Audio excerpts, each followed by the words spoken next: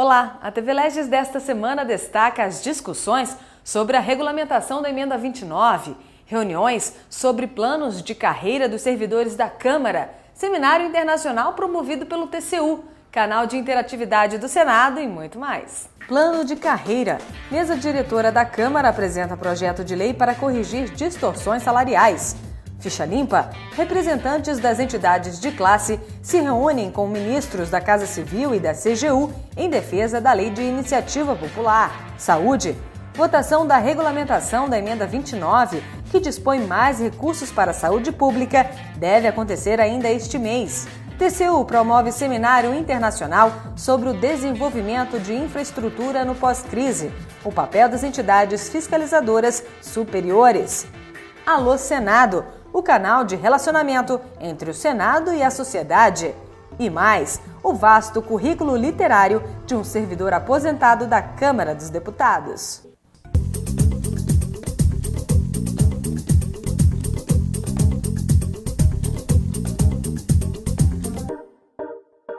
Representantes das organizações da sociedade civil se articulam para defender a lei da ficha limpa.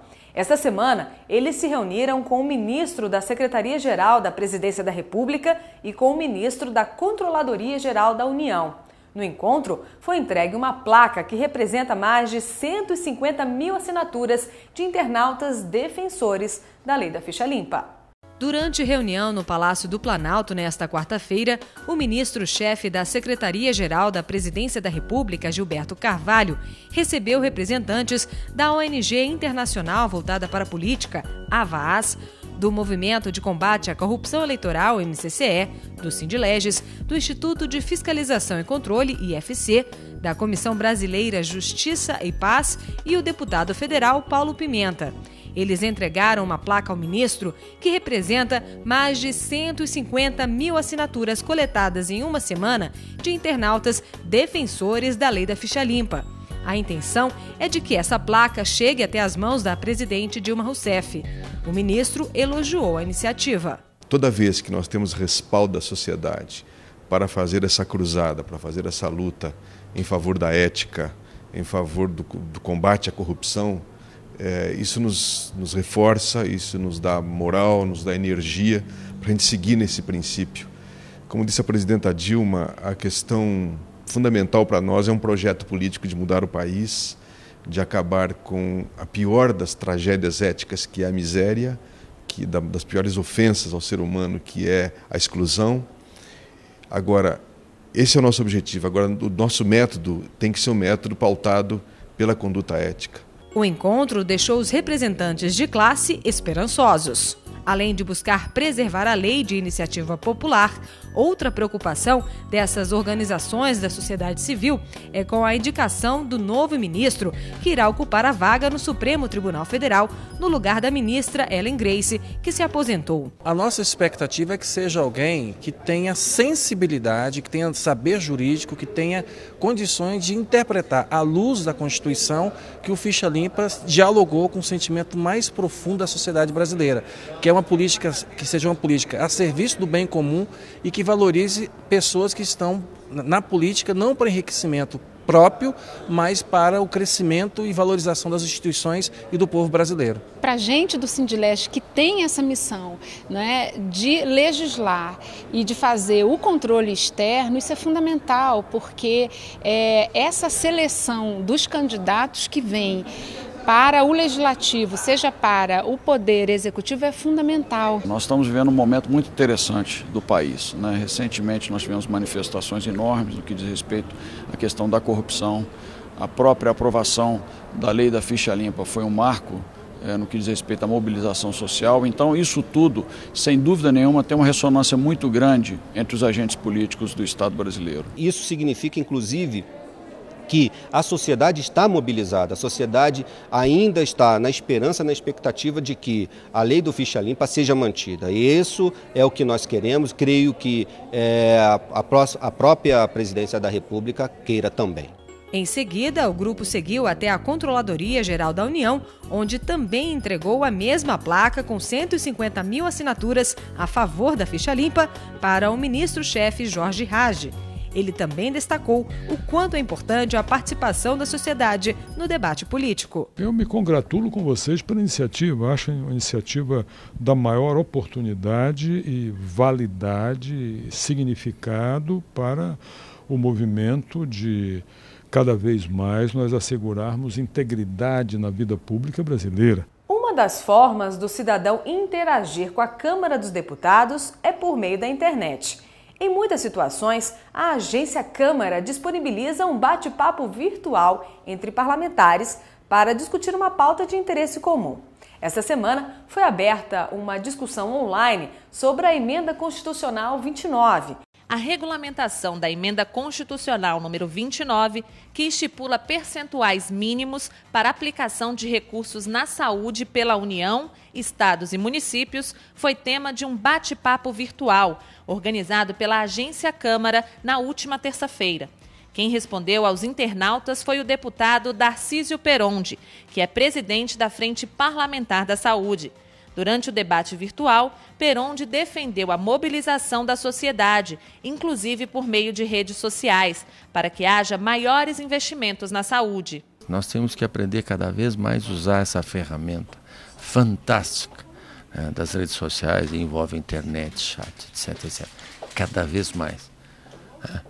Nós podemos melhorar a nossa democracia, diminuir a corrupção, melhorar os investimentos em educação e saúde é pela mobilização absoluta da população e o caminho se chama redes sociais. A segunda vice-presidente do Sindileges, Luciene Pereira, também participou com perguntas sobre o tema, que tem sido bastante repercutido pela mídia. Como resultado, houve um grande volume de participações no chat coordenado pelo deputado.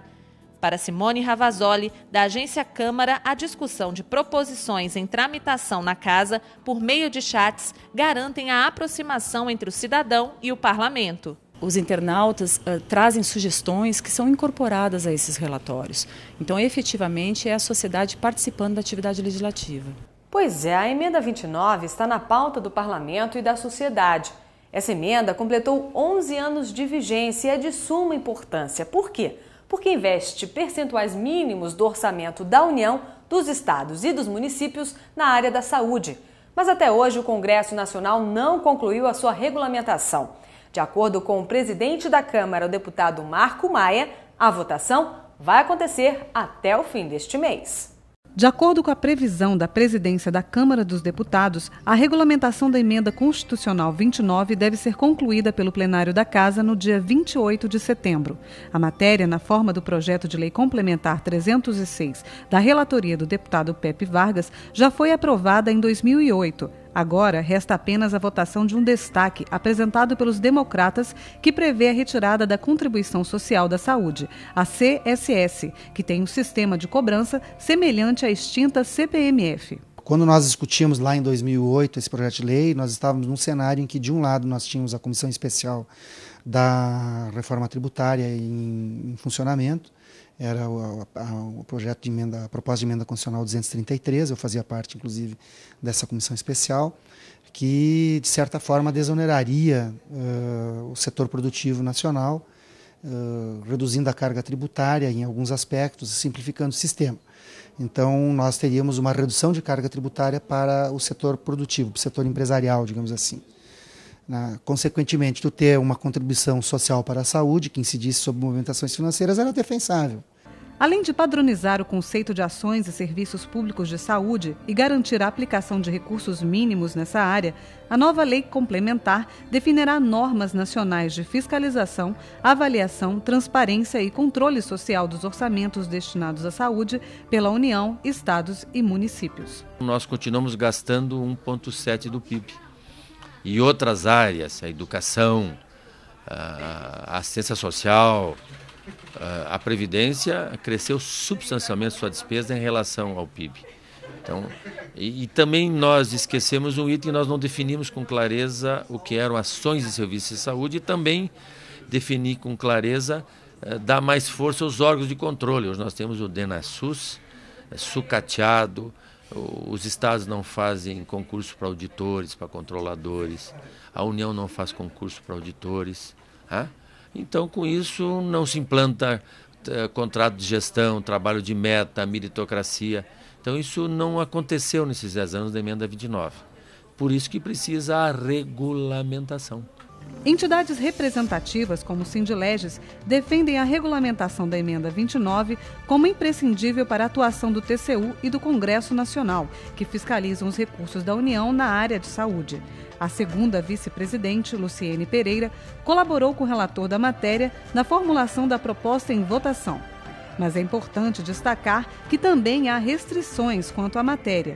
Uma delas é essa parte da proposta que retira recursos importantes da saúde, estimados em mais de 7 bilhões por ano, além de conferir tratamento diferenciado entre estados e municípios. Nós vamos terminar a regulamentação da emenda 29 no dia 28. Então, depois disso, tem o Senado ainda para discutir a matéria. Pode, no Senado Federal, se encontrar algum outro caminho. Diante disso, o Sindileges e outras entidades buscarão o apoio dos senadores para excluir da proposta os 2 primeiros parágrafos do artigo 6º do projeto aprovado na Câmara dos Deputados. Você se lembra da medida provisória 520, que criava uma empresa brasileira de serviços hospitalares para gerenciar os hospitais universitários, mas que não foi aprovada no Senado? Pois bem, ela voltou, mas agora em forma de projeto de lei. Uma comissão especial temporária criada na Câmara debate o tema. Esta semana, parlamentares tentaram votar o projeto, mas graças aos protestos dos servidores da Federação dos Sindicatos dos Trabalhadores das Universidades Públicas Brasileiras, mais conhecida como FASUBRA, a votação foi adiada. Para eles, criar uma empresa para administrar os hospitais universitários é uma privatização disfarçada. Esta quarta-feira foi marcada pela insatisfação na Câmara dos Deputados. Tudo começou na terça, quando o PL 1749, que propõe privatizar os hospitais universitários, seria votado.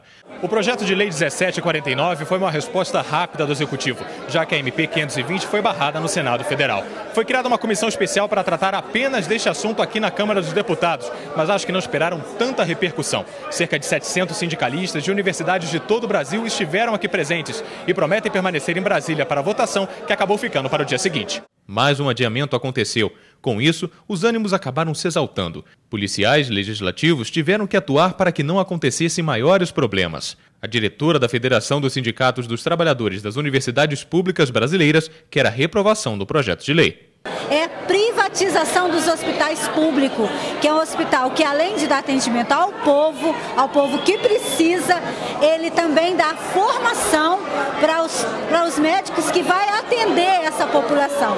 É responsável por 90% da pesquisa que acontece neste país. Pesquisa, extensão, tudo isso a gente vai perder para estar entregando os nossos serviços para os planos de saúde. Quer dizer, é mais uma vez o governo dito dos trabalhadores está cedendo os serviços públicos para quem tem e deixando quem precisa sem.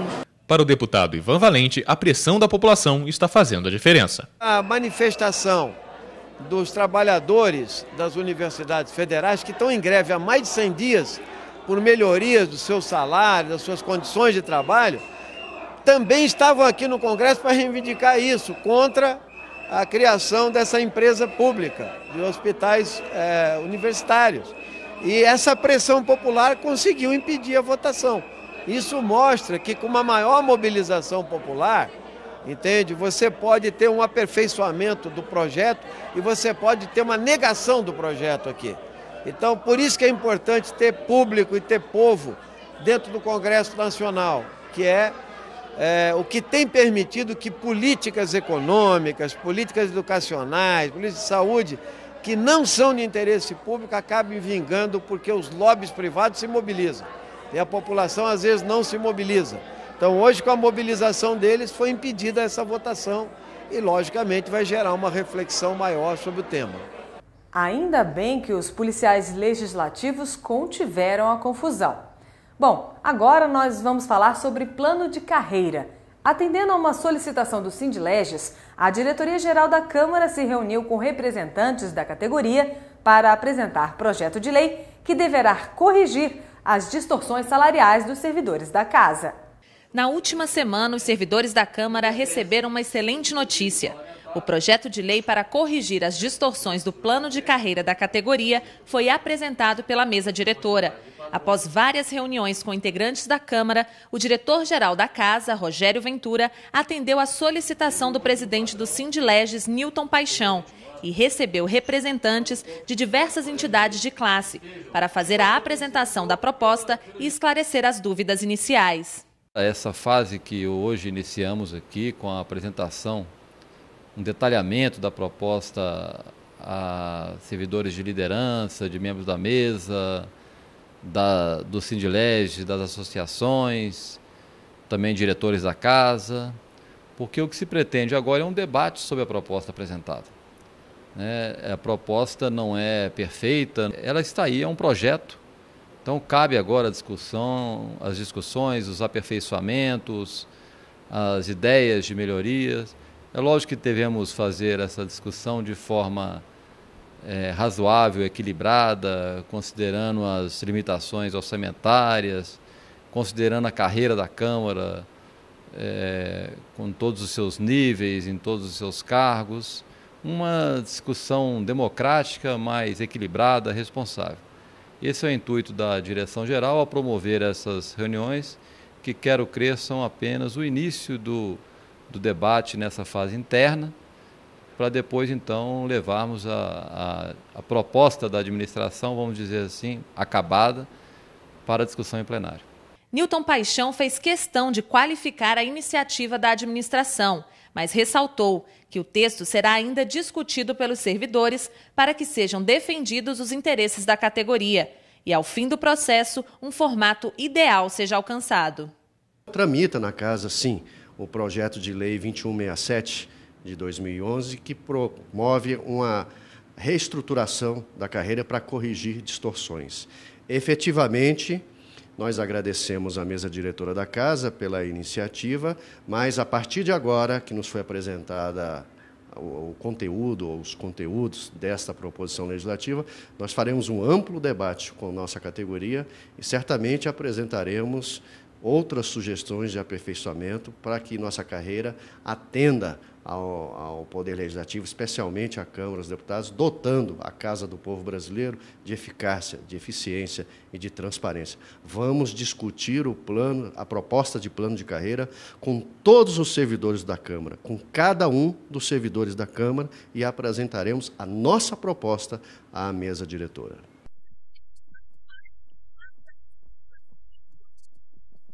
Que qualquer projeto que prevesse reajustes ou reequilíbrios salariais para o próximo ano precisaria ser apresentado até agora. Não há uma decisão ainda tomada sobre esse assunto, é apenas o projeto foi apresentado, essa decisão será tomada posteriormente.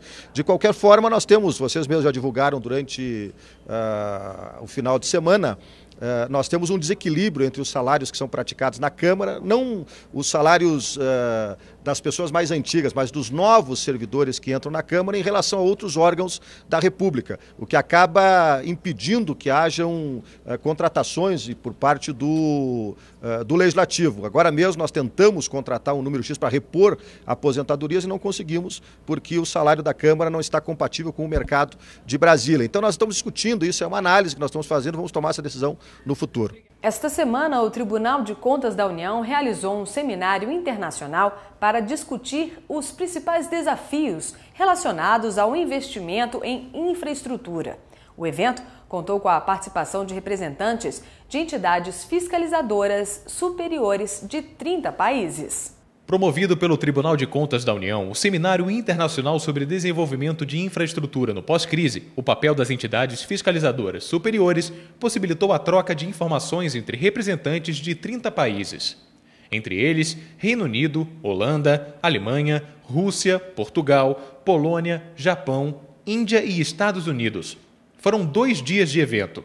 A cerimônia de abertura contou com a participação de autoridades como o presidente da Câmara dos Deputados, Marco Maia, o presidente do Tribunal de Contas da União, ministro Benjamin Zinler, o vice-presidente do Supremo Tribunal Federal, Carlos Aires Brito, o procurador-geral da República, Roberto Gurgel, e a ministra-chefe da Casa Civil, Gleisi Hoffmann, que representou a presidente da República, Dilma Rousseff.